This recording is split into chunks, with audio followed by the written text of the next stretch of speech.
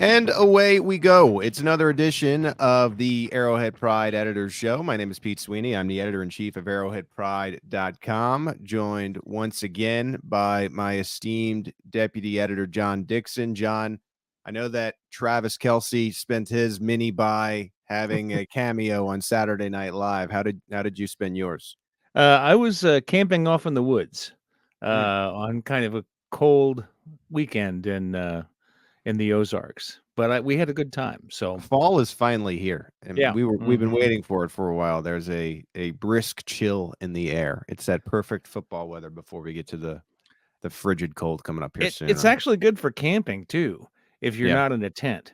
It's uncomfortable if you're in a tent because you get cold sleeping at night. But with an RV, this kind of weather is great. Sit around the campfire and then, go into the house at night. Yeah, that's good. Kind of like there's a term for that. Don't they call that glamping? They do. Are you glamping? Oh, well, that's okay. Yeah, I think in theory we're glamping, but I still call it camping. Glamp is the furthest that I'm going to go. I am not a camper. That is not but I could be talked into glamping a little bit. So I'm glad that you guys got to do that this weekend. We now get into the routine of the Chiefs schedule here. I don't think there are any more Thursday night games, right, John? So we are Sunday and Monday here on out. On today's show, we will hear from Andy Reid. He did his usual Monday afternoon presser to start the week. We'll have our marinated takeaways. We've been thinking about these for 4 days. John will have some snap count takeaways from the game, and then we'll get the current odds on Chiefs and Chargers. This is a little weird, though, because we're recording at about 1 p.m. on Monday. I actually play on Monday night, so something could happen in this game. They play poorly. They play really well. Someone has an injury where that'll change, but we'll discuss it anyway for you guys who will listen on Monday. We actually had 3 reviews. As a reminder, if you leave us a rating and a review on Apple iTunes, we'll read it here on the show. There are a couple long reviews, so we're going to try to go as quickly as possible here, but this is from Fancy Crancy, John. That's the name. This review is long overdue, but an avid listener of AP for the last 4 years. Their commitment to giving Chiefs fans thoughtful analysis, entertaining content are some of the best reasons why this is one of the best Chiefs podcasts you can find. Some of my favorites include the world-famous Marinated Takeaways, the Guess the Chief from the AP Out of Structure podcast, the But First segment from the Great British Chief Show, Certified or Imposter on Show and BK.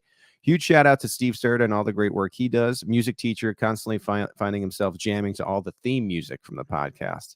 That's how you know you're doing it right. If the intro music gets you pumped up to listen. Thanks for all the consistent great work you guys do. Also, you're the only Chiefs podcast network that I have found to reference my home state thus far, that being Montana. Pete mentioned a few years ago that one of the best burgers he had was in Missoula, Montana, and he is absolutely right. We know our beef here in Montana. The whole Arrowhead Pride crew is welcome out here anytime to enjoy some of the best beef burgers you can find. It's true. That's a good memory. I don't remember when I even talked about that, but I had to spend the summer when I was in my early 20s in Montana when I was still working in baseball. It's called the Missoula Club, I believe. John, it was like the oldest flat top grill in America, where you could just tell that there's just been grease built up on it. And I think that added to the flavor of the burger. I had a friend who was a TV anchor on the TV station in Rock Springs, Wyoming once. He was up in that part of the world. And we were there when we went to Yellowstone here last summer, but we didn't quite make it to Montana. We were close, though. Yeah, Montana's beautiful. If you can ever make it out there, it's kind of a random state to go to, but if you find yourself there, it's amazing. All right, next review. This show is my post-Sunday fix for all things Chiefs, packed with superb analysis, color commentary. The AP Editor Show is a weekly go-to for questions on team news, roster insight, and a breakdown of past or upcoming games. The team does a great job, and you have a loyal listener. Thank you for keeping your East Coast Chiefs fans fed. And I've been a fan since I was a tiny kiddo, playing with Barry Word and Christian Okoye on Nintendo's Tecmo Bowl. Not a fair weather fan at all. Yeah, there is a clarification that you have to have nowadays when you're a Chiefs fan, right? Like, you cannot have joined in the past 5 or 6 years, or it doesn't really feel like it's legitimate.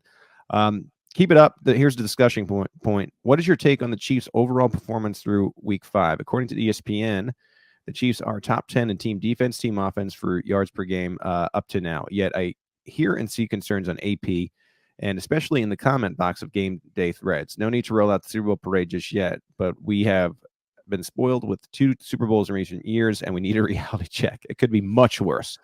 Could be better too, but definitely much worse. Thoughts? Yeah, well, this seems to have been written yesterday, or I should say before yesterday, where you had the 2 undefeated teams in the league. The Philadelphia Eagles dropped one to the New York Jets. So now that close game doesn't look all that dire, John, I guess I would say. And then you had the San Francisco 49ers lose to the Cleveland Browns. And the Cleveland Browns were starting P.J. Walker. Deshaun Watson was not even playing in that game. So, yes, the answer is it could be much worse. And that has been my cry in recent weeks. I've been a little bit chirpy about that. But I completely agree. John, would you say you're in alignment there? I would, and I would even go as far as to say that it's possible to argue that this is the best Chiefs team they've had in many, many years. Right. Looking at Pro Football Reference right now, the Chiefs are ranked ninth in points scored and second in points allowed. And having 2 numbers that close to the top at any point in the season, but particularly at the end of the season, denotes a pretty good team. Now, you can argue about how to measure that exactly. Right. But if the offense gets back on track, this could be easily the best team the Chiefs have put out, at least since Andy Reid's been here, and maybe all time. Yeah, and I just think you have the quarterback, right? So that's a huge part of it now. Sure. And that's what gets you into the realm of all time. But if you're going to be considered the all-time greatest team, you got to have to win the Super Bowl. You can't just be the team that had the greatest regular season. I mean, we know what the Patriots were able to do that one year, and it kind of feels like it doesn't matter because they weren't able to win the last game. So that's the caveat of American sports. Shout out to Brad and Tom, who I believe the English Premier League doesn't even have a postseason. They just kind of go by record, which is probably the right way to do it. But in America, you got to win in the playoffs, and for better or for worse, we'll see if the Chiefs can do it. All right, last review here, John, from, I can't even pronounce it, Hishkel. Love the channel. Steve, Pete, and John, you guys are great. Don't ever change. Besides your take that the Chiefs don't need to trade for a wide receiver. This take from you guys the last couple of weeks has been loyal to the team I get. But this last game against the Broncos was terrible, and Mahomes trusts no one but Kelsey. We believed the Tony wide receiver one thing. Why? No one knows. He can only catch 5-yard outs. MVS is literally stealing from the team with his contract by production ratio. Watson's now hurt. Sky Moore looks like another wide receiver draft bust by Veach.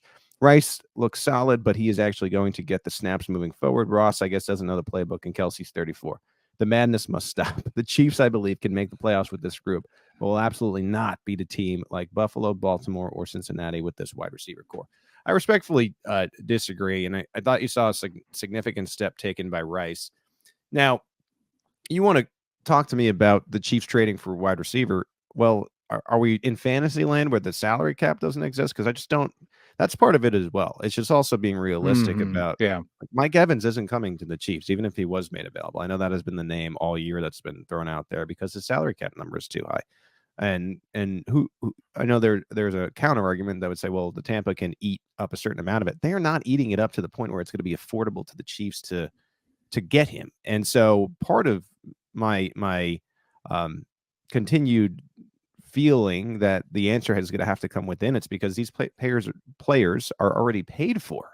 And so what a development it's been for Rashee Rice. And I'll get into that a little bit later, because not only is I think, are we at the cusp, like the tip of the iceberg of what Rice may be able to provide, but it's the first year of his rookie contract. And so you have this player now for the next 4 years and for a very, very low salary. So if he can start to produce like that wide receiver one, I think that's going to be a great advantage. And I think you're seeing Tony get healthier. Look, is it perfect? No. Is it as good as previous wide receiver cores that featured maybe a Juju or even a Tyreek Hill? No, not yet. But I still think, just looking at last year and looking around the league about parity and stuff, I just feel like the Chiefs have enough. And maybe that's a bad take, but that's the take I'm sticking with right now. Well, I think you can add to that. I would say that none of what our listener is saying is wrong. Okay. You can make those points all day long, and you're not wrong. I would just add to that we need to remember that the other guy is on scholarship too. Rashee Rice had his biggest receptions after halftime when the Broncos decided they were going to shut Kelsey down. For whatever reason, they decided not to shut Kelsey down in the first half. They ran a lot of zone, which is where he is at his best. And he was constantly open. And, so part of it has to do with how the Chiefs are defended. And it may be that they were covering the wideouts enough that Mahomes just never really saw an opening that he liked. And I'll agree that, it takes a while to build up trust with a guy like Mahomes. And if he knows that Kelsey can get the job done, he's going to go to him until he gets that chemistry in place. And the only way you can get that is by playing. So I think it'll get better, I think. The Chiefs against the Broncos, they had 8 different targets that ended up getting receptions here. And as you were mentioning, John, what were they doing with Kelsey? It made no sense of how they chose to defend him. It's almost like they had never played him before. And also a problem with the supplemental production too is when you're getting Kelsey targeted that much and he's going to be that open, right? Every pass that goes to Travis is not going to go to somebody else. So of course the production is going to be down. Finally, as you were mentioning, it seemed like they did make a halftime adjustment. And that's when you saw Patrick Mahomes kind of spreading the ball around. And it's right. I mean, I think it's been out there that he doesn't necessarily have a go-to guy after Kelsey. Well, I think you're starting to see them figure that out. And that's why it's good that there's 18 weeks of the season. So by the time you do get to the postseason, maybe you have a better feel from that. I quickly switched to allegiances in my prediction from Moore to Rice. I don't think I'm going to go as far as to call him a draft B word yet, but I think you do want to see more from Moore as you go here. It does really feel like Rice, at least in the mind of Mahomes and maybe even the offensive staff, has kind of passed him in terms of upside he may feel, and now kind of reverses because I think Rice is going to get more and more opportunities, and now Sky Moore is going to have to prove himself again in the limited opportunities he gets as they kind of switch. But also it's important to remember here, we're also looking at a injury to Justin Watson that presumably is going to keep him out for at least the next couple of weeks. We'll see if it's an IR thing. They haven't made any moves yet, but the elbow is an issue. And Watson, to some of the Chiefs fans' dismay, has been getting a lot of time. And so who knows if Sky Moore's time will really take a dip. I completely agree about the MBS point. Not to say that I'm always like looking into the money type of thing, but he's really the only investment at the position that the Chiefs have made, significant investment, and it is the production has not been great this year. But again, it all goes into the flow of the game. Travis Kelsey eats up a lot of the attention, and sometimes Mahomes will get into grooves with other receivers, but you would like to see more at MBS. Sure. Yeah. All right. Let's get into Andy Reid. Andy Reid did his usual Monday afternoon press conference, John. This puts us back into our regular routine. We don't have the mad dash to Thursday night this week. It'll be a Sunday game against the LA Chargers. But this is a moment in time in this season, the 2023 season, where the reinforcements are coming. The cavalry is coming, in a sense. Charles Omenihu will be back in the mix this week off of suspension. Here was Andy on the defensive line and Charles's return. Yeah, so I think the front's done a real nice job, with pressure and hitting the quarterback. They've done a pretty good job with the run game, likewise. And Charles in there, who is a good football player, to the mix. I'm kind of looking forward to seeing him get in there. And I don't know if he's going to be able to just step right in and play the whole game. One of those things. I think we just probably ease him back in and let him get going there. See how he does. Andy. Andy was asked for a greater clarification on how they're going to ramp Omenihu up. Here was that answer. I think there's a good chance of that. He's been back here and he's staying in shape or is in good shape. It's just a matter of getting him back in there. He went through all the camp and worked his tail off, and he's kept, like I said, he's kept himself in good shape when he's gone here. But it's just a matter of getting back in and getting in the swing of things again. Yeah, it sounds like a Manny who's going to be fine to play.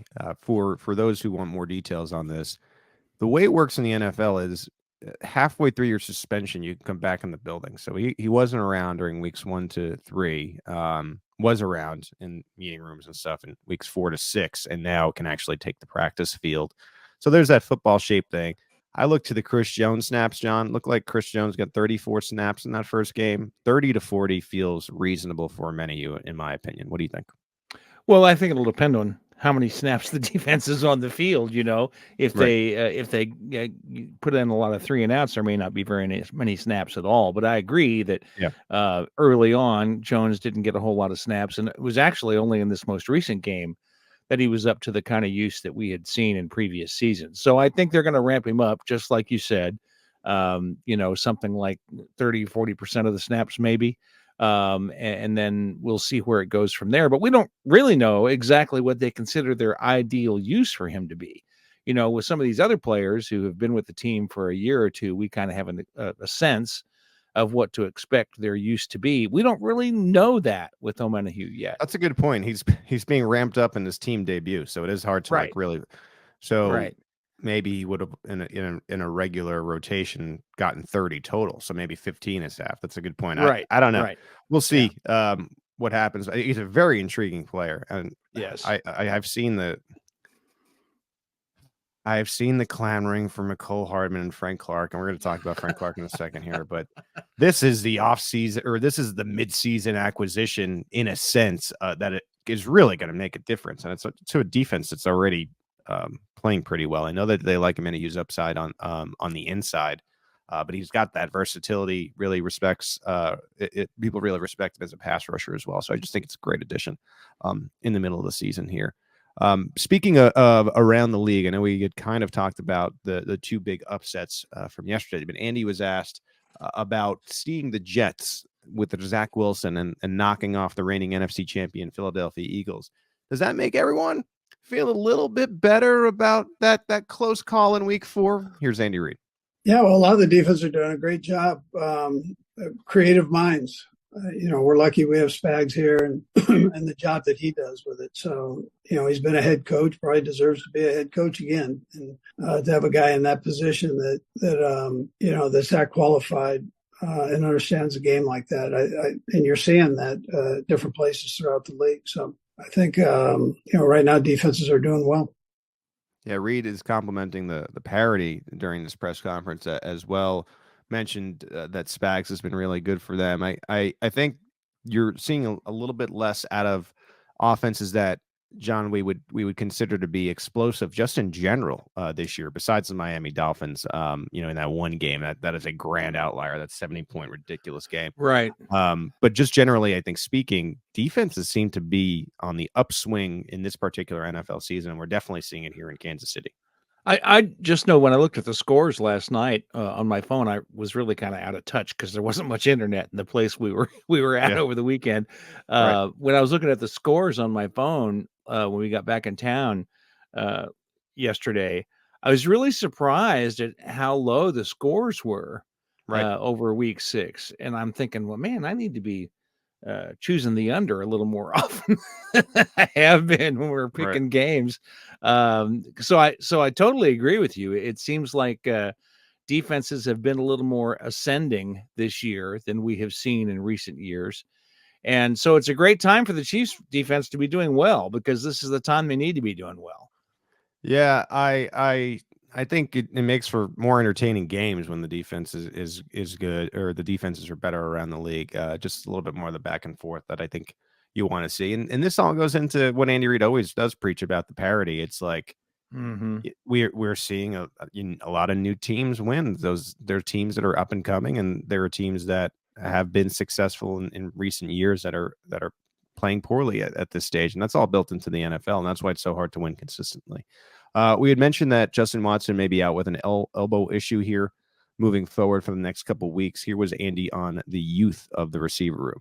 Yeah, well, I like the way the young receivers have come along. The offensive line, every rep they get, they're getting better. And I think, we're putting up a lot of yards. We've got to eliminate some of the penalties during crucial situations. We've got to take care of the red zone, do a little better job there. But I like the progress we're making. We just got to tighten up a couple things there. I think Andy really sees the offensive problems, John, as just what he was mentioning, the penalties per game, really on both sides of the ball, and then the red zone rate, really bad last game, one of 5. But the Chiefs have been taking 6.7 penalties a game. That's 21st in the NFL, and their touchdown rate in the red zone is 54.21%. That's number 17 in the NFL. The good thing about those two problems is that they don't involve you not having the personnel you want. Like, he's not kind of saying we need help. It's we got to be a little bit more disciplined and we got to play better when it counts near the goal line. I think it's interesting that he mentioned that they're putting up a lot of yards. And I mentioned before that they were ranked 9th in points allowed, but 5th, not allowed, excuse me, 9th in points scored, but they're 5th in yards gained by the offense. And that's actually sort of the inverse of what we typically see. Typically, we see the team score a lot of points, but not do really well in yards. And so I think that's an interesting facet of what we're seeing from the Chiefs offense this year, because they certainly could have turned this into a crazy, wild blowout of a game, but they just didn't complete their drives. Either because the Broncos defense stiffened when they got in the red zone, or the Chiefs just messed it up in some way or another. I don't, it's hard to know which watching on TV, but I guess this is why, like, I don't have the panic level that some do about the wide receiver position. It's because what would, based upon, say, John, like, you had no access to stats and all you had access to was Twitter or X and comments. Like, where would you think Mahomes would be as far as passing yards this year? Oh, well, he'd be, in the just reading in the bottom 10. Yeah. Bottom 10. Yeah. He's number 6. Now, it's not number 1 like in previous seasons. Sure. But it's still the top 10. I think it goes into just a little bit of, we have seen some of the more historic offenses, period, these past couple years. And this is different, where, like, the run game is important. The defenses, their importance has been elevated. Both have, in a sense, at times this year, risen to the occasion, especially with the defense. And, like, Mahomes is still throwing a lot of passes for yardage. It's just looks a little bit more like a balanced team, which is, I think, also playing into this receiver thing. If you want to hear Andy Reid, you can. I know you have one more thing to say, John. If you want to hear Andy Reid, you can on From the Podium right here on the Arrowhead Pride Podcast Network. Andy Reid in full, without all of our commentary here. What did you want to say, John? Oh, I was just going to say that we have become completely expecting for Mahomes to have these incredible years. And we've got an article will be on Arrowhead Pride in just a little while this afternoon that will make that very point. And this is just what we've gotten used to. Most quarterbacks the numbers that Mahomes is putting up they'd kill to get those kinds of numbers. And yet we look at it and go, oh my gosh, the offense is terrible. It's just not working. Well, yeah, it was working. They just didn't score when they got down to the end of the field. And I mean, this game easily could have been 35-8. I mean, it just, it could have been crazy, which is what everybody would have expected. And if that had happened, everybody'd be happy about it. Yeah. I guess we can talk more in the marinated takeaway section coming up next. I do, before we take a break here, I do want to mention that Frank Clark is available, and he was released by the Denver Broncos. Andy Reid was actually asked that during the press conference, but it was one of those nothing burger answers of, well, what was it? It was, we love Frank. Right now, we've been talking through some things there. There are a few things you have to look at when you do that, but that's kind of where we're at. We haven't done anything to this point. I don't know if they're going to bring him in. I feel like a lot of and again, we're recording at 1:30 on Monday. So if they sign him later today, take this for what it's worth. But I think a lot of the news, the pieces of news that have been coming out, it just feels like it's from the player side wanting to go back to the team more so than like they're meeting or he's in Kansas City, right? Like, I hear more about Taylor Swift's private jet being in Kansas City than I have like Frank Clark being anywhere around here. So I don't know if it's just Frank driven and his representation. I'm sure that, at this stage, he probably would want to come back to Kansas City. I just look at this situation, John, and the Chiefs never made him a new offer, right? They could have released him and said, well, we'll take you for the bare minimum. They didn't even do that, according to that Josina Anderson interview. Right. Mm-hmm. It did seem like both sides were at peace of it. And so if the Chiefs didn't make an offer then, any kind of offer, what has changed since between that period and now? It's not like we got to the season and the defensive line has been missing something. As a matter of fact, they have surprised us with how good they have right. been. Mm-hmm. Yep. With young players like Karlaftis and Mike Dana, and what a game for Karlaftis, by the way, on the like half a hamstring. It's getting the 2 breakups and everything like that. But my point is, if anything, this time period that has passed has proven that you really don't need Frank. Now, I'm not saying Frank isn't a legendary chief. I'm not saying there isn't a case to be made that he goes into the Ring of Honor and he will always be remembered for the tenure that he had in the playoffs and how people would feed off him. And hell, maybe if it was January and circumstances were different, I would say bring Frank aboard. But I just don't think that this particular team, and you got to separate like the feelings from the production, and each team is different and all that. I just don't think this particular team needs Clark when his availability is always a question. He's who knows, regular season wise, if the Chiefs are always in love with some of the attitude that he brings to the locker room. I think it's great during the playoffs, but and so I just think there's a new identity, and I don't know. I don't know if the Chiefs should make a move. I would lean no. If you're asking me, will they? I think anything is possible, but I'm also leaning no to will they. I would say should they? Probably not, and will they? Probably not. That's just my opinion. I think you're right on it there. And as I said to you when we talked about this going into the weekend, it's not like they don't already have a guy coming in mid-season on the defensive line like they typically do. The last 2 years, they've signed a free agent, like a mid-tier free agent to come in on the defensive line. And essentially that's what they're doing with Omenihu. He's coming in, albeit from a suspension, but it's a suspension that they knew was going to happen when they signed him. It's not like they didn't know this was going to happen. And it may be the Chiefs just said, okay, we'll do this and we won't have to find a guy, in week 6 or 7 to fill in. And there's a roster exemption for him. And so before he even plays, they're going to have to figure out a way to get him back on the 53. Right. And then, let's say, and I guess we'll find out more, but let's say Justin Watson isn't going on IR, right? Right. Mm-hmm. Who are you now demoting? Because you'll have to demote 2 to get Frank Clark in the mix. I guess you could easily just say, well, Pete, it would be Matt Dickerson and Malik Herring, I guess, or Neil Farrell, who they traded for. But they traded for Neil Farrell, and I don't know why they would just trade for somebody that they weren't going to keep on the roster. I don't know. I would lean no, but I've been surprised before of things that happen in the NFL, so I'm not ruling it out completely. I don't think they need him, and to be honest with you, John, I've been sort of surprised with, and I know Frank is loved for his playoff performances, but I've been sort of surprised how many people that I've seen that are pushing for this. I'm confused by it because I just think the defense looks as good as it has maybe ever since Spagnuolo took over, and there is an aspect to not messing with that, even with these playoff legends that the Chiefs could potentially bring back into the fold. The way I would look at it is if you're going to bring in another player, wide receiver greater than defensive line, and on the defensive line, Omenihu greater than Clark. And any one of those 3 moves requires putting another player on the street, and they don't have a lot of room. They don't have a lot of players on the roster that they're really going to want to give up. They have guys who are inactive every week, and people always want to say, oh, well, we should get rid of this guy because he's inactive every week.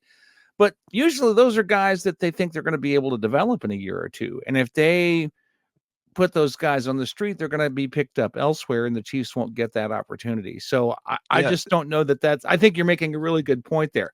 I think we should also mention, this occurred to me while you were speaking a minute ago. I want to make sure I get this out there. We should make sure and have Taylor Swift move players around when we're considering signing them, because, people say, well, we saw Frank Clark at the airport. Nobody did, I don't think, but you get those kinds of things on social media.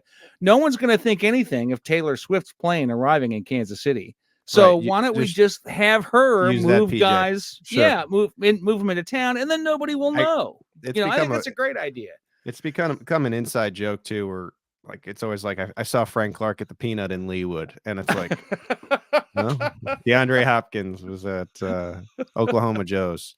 Bill Cowher was looking at a house in Mission Hills, right? Right. Kadarius Toney's house is on the market. I saw the other day. All right.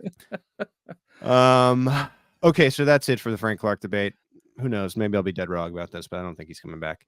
When we come back, we'll have the ultra-marinated takeaways from this Chiefs Thursday night football game against the Broncos. Stay with us.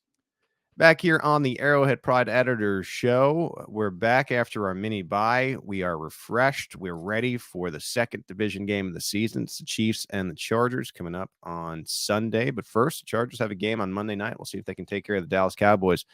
I'm surprised that the folks around the NFL, the fans of the other 31 fan bases, John, have not pointed to the fact that the Chiefs have just so much more rest than the Chargers heading into the Sunday game. They play Monday night. The Chiefs will have like 4 extra days of rest. That's a huge advantage. I mean, it really is. I'm not complaining about it. Why? But I'm surprised that the conspiracy theorists haven't rallied. It seems like that is a new favorite thing to do. All right, let's get into the ultra-marinated takeaways from this 19-8 win. John, I will start with you. What did you take away from the game? Well, I think it's interesting that this win on Thursday looks a lot different several days later, not just because time has passed, but because other games have passed. On Sunday, the undefeated teams were all defeated. No other team in the league has a better record than the Chiefs do right now at 5-1. I believe if the season ended today, the Chiefs would be number 1 in the AFC. They would have the top seed. They don't really put that information out there this early in the year, and I didn't want to take the time to calculate it. But John, are you saying you want to start the playoff picture series already? No, not yet, because I don't want to figure it out. I want to get the information from elsewhere. Right. From ESPN. ESPN usually does a good job. I don't have that much time available to me. Okay, right. I'm just saying. Right. But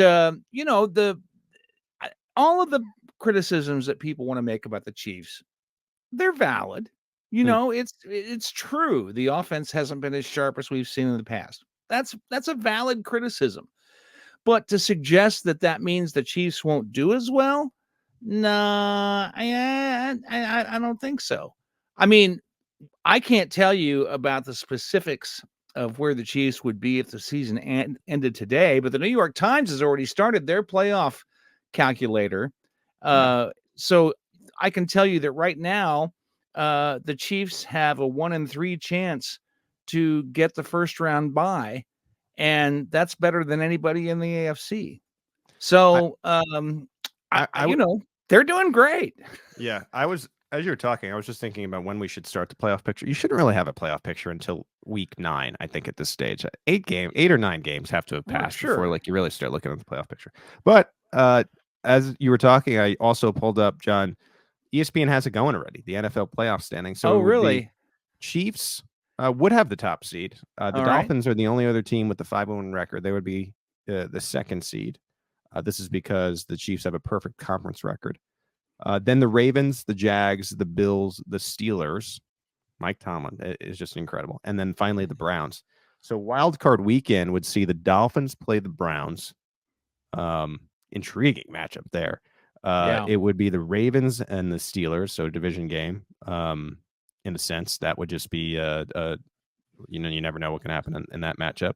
And then it would be the Jags and the Bills, which I think is a spicy matchup as well. You get Trevor Lawrence and Josh Allen. Of course, we have a million games left, so these wouldn't be the matchups, but I just like to fantasy book them as we go here.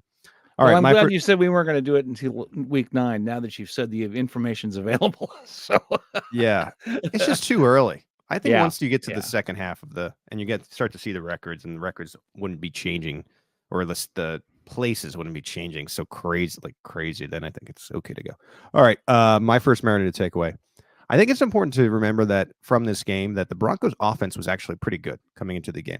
I got this from PFF, and this is Pro Football Focus. This was the first time the Broncos passing offense has been completely shut down all season. Outside of Russ Wilson's occasional scrambling, the Chiefs defense was ready to stop everything that they threw at them. And if you watch this game, it was true. I mean, they could not pass the football. And the Broncos, for as bad of a team as they are, they have a lot of these weapons. Jerry Jeudy almost lost his mind before the game with Steve Smith, Sr., on the sideline. So not to say that they have a full good head on their shoulders, but they are still pretty talented. And Russ Wilson threw for 95 yards. And I thought, John, by the end of the game, he gave up on passing the football pretty much altogether. He just I'm going to try to do what Pat's doing and just run around. And granted, hey, it got them within a score, and it got weirdly close late. And then all of a sudden, once the Chiefs were able to get that towering 10-point lead, what felt like there was no way that the Broncos were going to be able to come back once they had the two scores again, because you just knew they had no pass game in this game, and that's a credit to the Chiefs secondary. Talked a lot about the Chiefs front. Yeah. Oh, go ahead. No, I was we've talked a lot about the Chiefs front. We've talked a lot about their linebackers, but very quietly here, their secondary is teetering along elite, and I think it's just something to note. Well, I always look at the passer ratings. I know that it's a flawed statistic, but it's one that takes a lot of things into consideration. Maybe not in the way that I would prefer, but it's not just one thing. That's one of the things I like about it. And Patrick Mahomes was not great in passer rating. It was under 100, 94.4 in Thursday's game. Russell Wilson, 46.6. Okay, you keep a quarterback down that low in passer rating, you're going to win a lot of football games, especially when you sack the guy 4 times, which the Chiefs did on Thursday. The defense is playing extremely well. And against as you note, against an offense that actually been playing pretty well before they came to Kansas City. Was that your second marinated takeaway, or do you have another one? No. I just looked that up while we were talking. Okay. Well, what is number 2? What else did you take away? I know a lot of people are unhappy about Andy Reid's play calling in this game, and they're unhappy about the fake field goal attempt. Let me just say this. I think people might have the wrong idea about Andy Reid getting too cute. That's the expression people use, is that Andy Reid gets too cute. I think Andy Reid kind of leans towards doing those kinds of plays. We've heard about plays like the Temptations play, if we want to call it that, from the Super Bowl that was inspired by a play they had seen in a game from decades ago on film. But they also have players who have a time in practice that they can come to Andy Reid and say, we had this idea to do play X. What do you think of this, coach? And sometimes he says yes, and sometimes he says no. Now, when the team runs these plays, they need to be in places where if things go completely south on the field, they can afford for that. Well, what better time to run it than when you're playing the Denver Broncos that you've defeated 15 games in a row? Sure. It's possible the team could have done a lot more in this game if they had, just run the ball up the middle on 3rd and 2 or whatever, or 4th and 2, or these, all these plays that you can point at where the Chiefs ran some bizarre play. I think Andy Reid really values having his players be able to take some ownership in the offense by, being able to come to him with ideas for plays. And to him, that I think is worth quite a bit. And enough so that he can afford to throw some weird plays out there when they're playing a game that they think they're going to win. I know that makes people crazy. Well, what if the Broncos come back at the end? Well, the way the Chiefs defense has been playing, how likely was that going to be to happen? So to me, it just seemed like he was taking advantage of the opportunity to run some of these plays. If they work, great. They've got another play they can run. If they don't, they haven't really lost anything. I think the only thing that disappointed me was that I've been wanting to see them do the tush push because it works at such a high rate for the Eagles. Now we've kind of heard Chiefs coaches talk about how it's not exactly repeatable and how they also do it really well. But I wanted to see the Chiefs at least get a crack at it, and we do on 4th and 2 with the field goal unit. Like, can we try it with the regular offense? Like, if you're going to try it, and if you notice, the Eagles will only do it on third and 2, not 4th and 2, because it really only picks up the 1 yard. So you have to. So they would run it back to back, and then they get it. So I don't know. I hope that they will try it again now, because it just seems like it's unstoppable with the actual offense. Not to say that it has to be Mahomes in the quote unquote quarterback position. Like, it can be Blake Bell or Noah Gray. I don't care, but just try it the way that the Eagles are doing it. My next merited takeaway is that I've been suggesting Rashee Rice could be the guy later this year. I'm moving up my schedule. I think he's the guy. I think he's the guy right now. I think he deserves all the snaps. I think he deserves to be leading the wide receiver room in snaps. That I'll agree with. I'm not so into the idea of bringing in player X in the middle of the year and having to learn the playbook when we already always constantly hear about how difficult it is to learn the Andy Reid playbook. But it's gotten to the point where, money or not, experience or not, last year's second rounder versus this year's second rounder, all the money that MVS, Justin Watson, even when he's reliable down the field, I know he's going to be out. It doesn't matter. Rashee Rice is very clearly the best wide receiver on the team when it comes to A, it seems knowing the playbook, B, having the trust of Patrick Mahomes, and C, just the production that you're seeing. No drop this last game, so you can't even say that he is a guy that has to get his one drop out of the way. I think he played fantastic. I know that there are people in their cars or working out that are saying, but Pete, what about Justin Ross? Something is preventing the Chiefs from giving Justin Ross more time. I tend to think it is a playbook thing. I think they're bringing him along. I asked point blank Matt Nagy about this a couple weeks ago, and he essentially said we're still kind of learning what routes and stuff that he does well. And so they're not comfortable putting him in a position, I think, to get more snaps. I think he's going to be more gradually brought around. But like I said, I understand the draft capital. I understand even calling Kadarius Toney wide receiver 1 in the offseason. Throw it all out. Rashee Rice can be that guy for you, and I think he can answer a lot of the questions for all these people who want to trade. Rashee Rice is free. He's already on the team. Keep developing him and keep playing him, because I think he is John the guy, and I think he's the guy right now.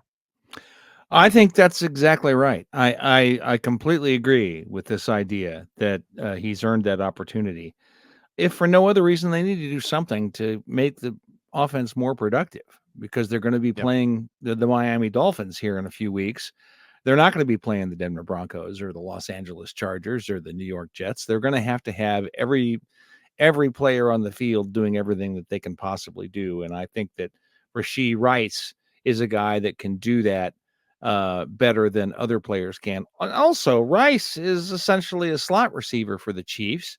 That's where he will do his best work. And if he's getting a lot of production, it's because the Chiefs are doing what they should be doing, which is dinking and dunking down the field rather than going for long balls, because Mahomes has just not been throwing those long balls all that well this season. So there's two different reasons why I think Rashee Rice should be the guy at this point.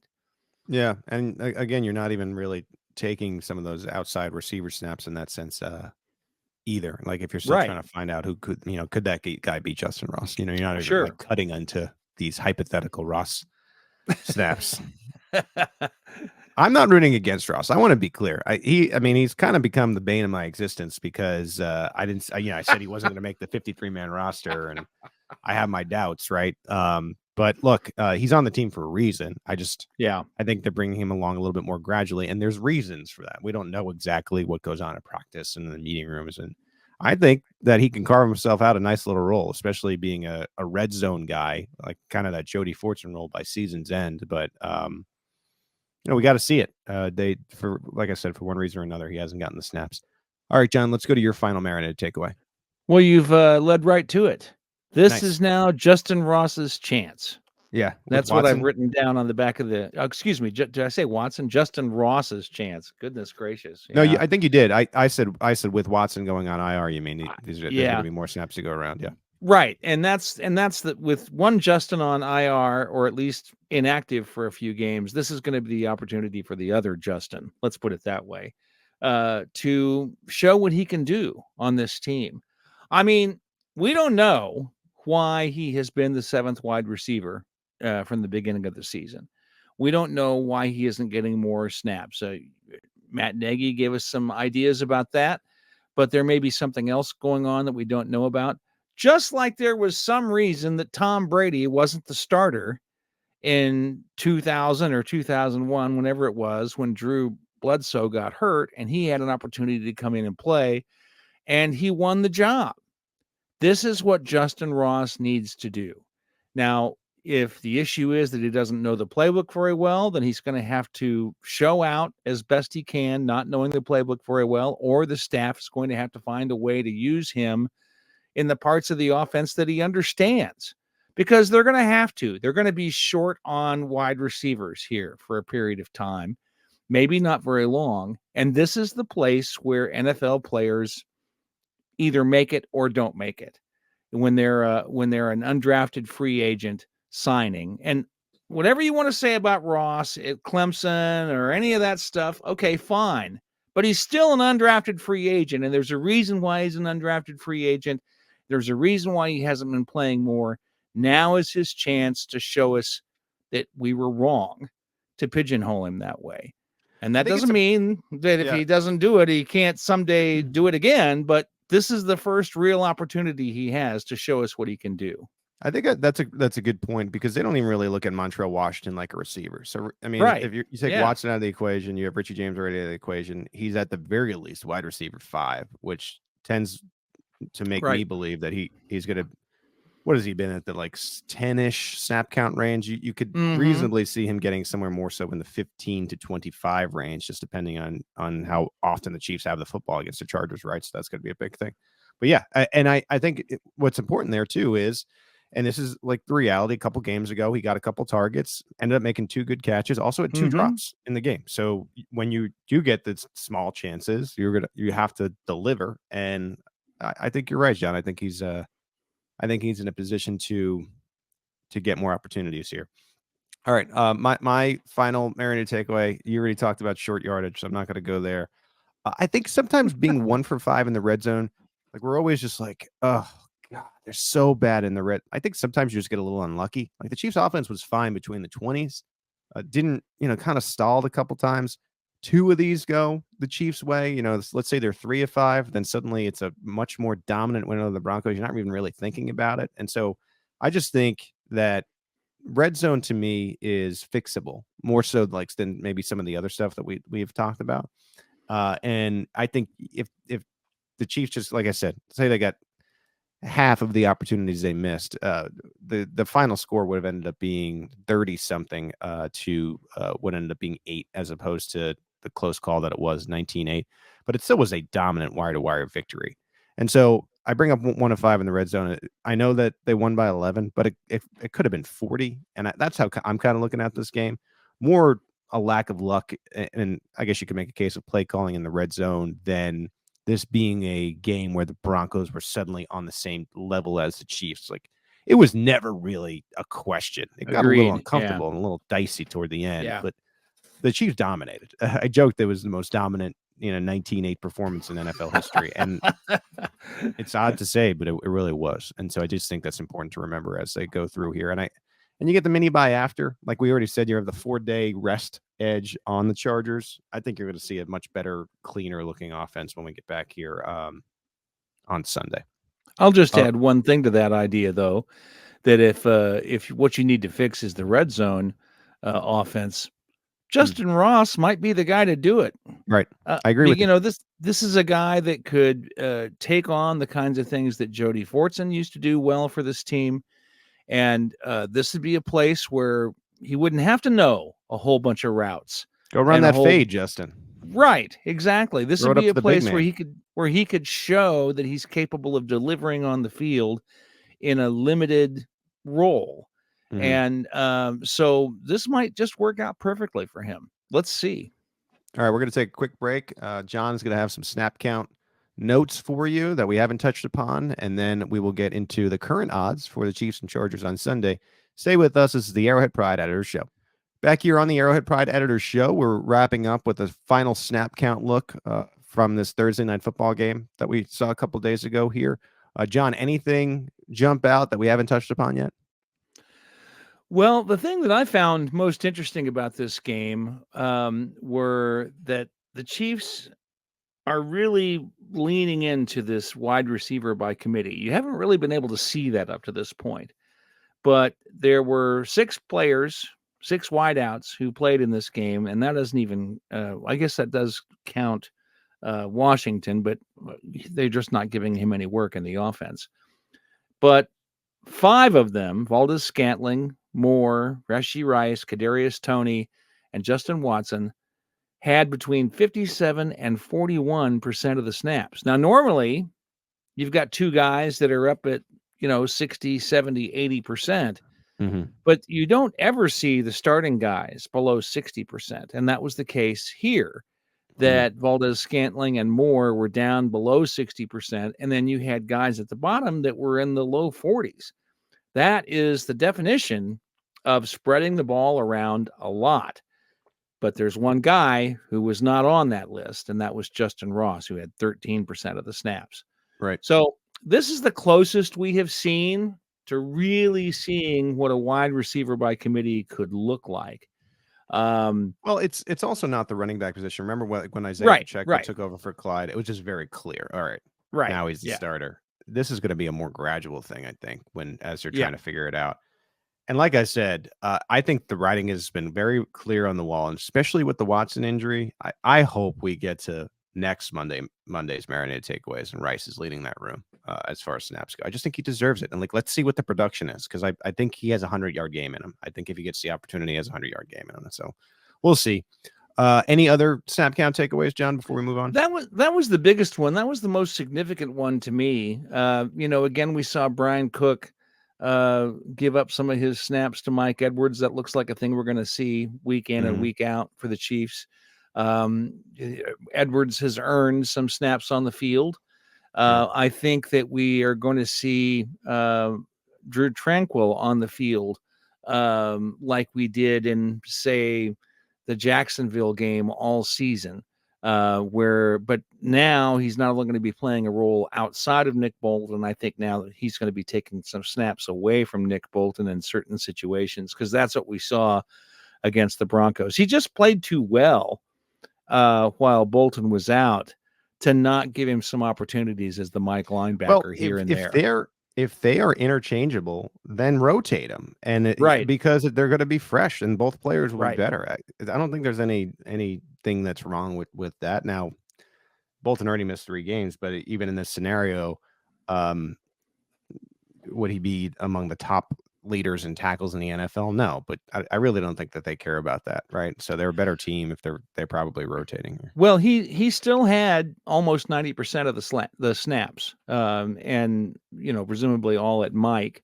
And in the Jacksonville game, which is when he got hurt, Tranquil played about 20% of the snaps. Actually, I think it was close to 40, but about 20% of them were the ones that he got from Bolton, because Bolton was on the sidelines. So I think that we're going to see Tranquil play at Mike every week. It's just going to be a question of how much. So it's going to be a question. It's going to be something we're going to be monitoring. How much is he getting at the Mike position? We'll probably have to depend on PFF to tell us where he's lining up and what kind of snaps he's getting. So those are the 2 big things I saw from the snap counts in this game. All right, and then let's move on now to the current odds. I know you put up the opening odds between the Chiefs and the Chargers. Look, like I said, we're recording on Monday here. These are subject to change. The Chargers have a game tonight, so depending on injuries and sometimes even if, let's say the Cowboys drop another 40 points like they did on the New York Giants earlier this year on a primetime game, sometimes that'll move the line, those type of things as well. But what is it as we speak now, John? Well, we're starting at 5.5 points, and I've seen some pushback on that's way too much, that these games against the Chargers are typically closer than that. But again, these aren't designed to predict the outcome of the game. They're designed to equalize the betting for both teams. So they're going to give the Chargers a little rope here, so they can get some Chargers fans to come out of the woodwork and put some money down. So I'm not surprised by that at all. But we'll see what happens. I was kind of tempted not to put it up this morning because we have this game tonight. But then again, it'll, on the other hand, we put it out now, then it'll be interesting what it is tomorrow. So yeah, I like the Chiefs in this game. I am going to watch this game tonight. I always watch Monday Night Football. I think it's especially cool when the next team is playing in a primetime slot, because you can really zone, especially when the Chiefs aren't playing, because you can really focus on the game. So intrigued to watch this one. I like the Chiefs at 5.5 right now. Depending on how the Chargers play tonight, it could grow to 7. If you are someone who likes sports betting and you believe in Kansas City, you may want to go put it in today. By the time we get to Tuesday, it might be 7. So that's just a message to those of you that want to try to get it in. We'll see what ends up happening in this game. I think it's a really intriguing matchup between the Chargers and Cowboys, with two teams who could really use the win, especially when you're in a division with the Chiefs. And I know the Cowboys want to rebound after kind of getting embarrassed last week. So should be a good Monday Night Football game. We will have you updated on the Chiefs front of this as we go here at the Arrowhead Pride podcast network, certainly arrowheadpride.com. We have a newsletter option for you guys. It comes out 3 times a week called Arrowhead Pride Premier. That's something you could subscribe to on a monthly or an annual basis. We also have a 7-day free trial with that. We have From the Podium up right now with the Andy Reid presser. We'll have From the Podiums all week, your usual podcast schedule. So keep locked in right here. For Steve Serta behind the internet glass, and for John Dixon, my name is Pete Sweeney. Thank you for joining us on another edition of the Arrowhead Pride Editors Show.